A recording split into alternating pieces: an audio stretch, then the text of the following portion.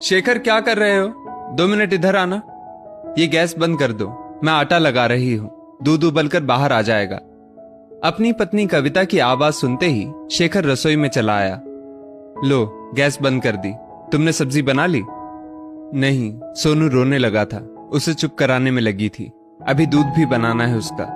भिंडी धोकर तो रख दी है। ठीक है, मुझे दो, मैं भिंडी काट देता हूं। तुम सोनू के लिए दूध बना दो। ये कहकर शेखर भिंडी और चाकू बाहर ले आया। शेखर की मम्मी ये सब देख रही थी। शेखर, तू तो अब पूरा जोरू का गुलाम बन गया है। ये सुनकर शेखर शांतिपूर्वक बोला। वो कैसे मम्मी? देखो ना, सुबह से कविता तुम्हें अपने इशारों पर नचा रही है। कभी ये कर दो, कभी वो कर दो। हमने भी बच्चे संभाले हैं, साथ में घर भी। कभी पतिदेव की मदद नहीं ली, कभी किसी काम को नहीं बोला। ये कविता कैसे तुम्हें हुक्म देती रहती है? मम्मी, काम तो मैं शादी के पहले भी करता था। उस हिसाब से मम्मी आपका भी गुलाम हुआ। आप बाहर बाजार जाते थे तो मैं दीदी की भी मदद करता था। तो मैं दीदी का भी गुलाम हो गया क्या? कविता भी काम कर रही है, ऐसा तो नहीं है। वो बैठी है और मैं काम में लगा हुआ हूं। अभी मेड भी नहीं आ रही है। छोटा बच्चा है, वो अकेली हम सब के लिए लगी है। मैंने थोड़ी सी मदद कर दी तो मैं जोरू का गुलाम कैसे हो गया? जब मैं अपनी माँ की, बहन की मदद कर सकता हूं तो पत्नी की मदद भी कर सकता हूं। जीवन संगिनी है मेरे लिए अपना परिवार छोड़कर आई है। मैं ही उसे, उसके दर्द को नहीं समझूंगा तो कोई दूसरा क्या समझेगा? आपके जमाने में आपने बच्चे पाले, घर भी संभाला। उस समय संयुक्त परिवार होते थे।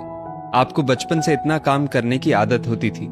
पर आजकल की लड़कियां पढ़ाई भी करती हैं, नौकरी की भी जिम्मेदारी निभाती हैं। ये सब करके मां बनकर वो घर भी संभालना सीख ही जाती है। पर वक्त लगता है। एक बात बताओ मम्मी, पहले औरतों की नौकरी करने को लेकर आदमियों को ये ही सुनाया जाता था कि अपनी जोरू की कमाई खा रहा है। पर आजकल ये सामान्य बात है। अधिकांश औरतें नौकरी करती हैं, घर की ईएमआई में बराबर का सहयोग करती हैं। ये फ्लैट भी कविता और मैंने मिलकर लिया है। जब वो मेरी आधी जिम्मेदारी बांट सकती है तो मैं उसकी मदद क्यों नहीं कर सकता? मम्मी, आपके जमाने में औरतें सिर्फ औरतों के ही काम करती थी और आदमी सिर्फ आदमियों के। पर अब जमाना बदल गया है। अब दोनों बराबर हैं। कोई काम बटा हुआ नहीं है। औरतें आदमियों के काम कर रही हैं और आदमी औरतों के। अब कहीं कोई फर्क नहीं है। आजकल की युवा पीढ़ी पत्नी के बराबर साथ है। उन्हें पत्नी की मदद करने में कोई शर्म नहीं है। न ही वो इस बात को छुपाते हैं। सबको पता है, वक्त बदल गया है। आजकल के पति जोरू के गुलाम नहीं है, जोरू के सहयोगी हैं। हर सुख दुख, हर काम में बराबर के हिस्सेदार हैं। पति पत्नी दोनों मिलकर चल रहे हैं। ना पत्नी गुलाम है, ना ही पति गुलाम है।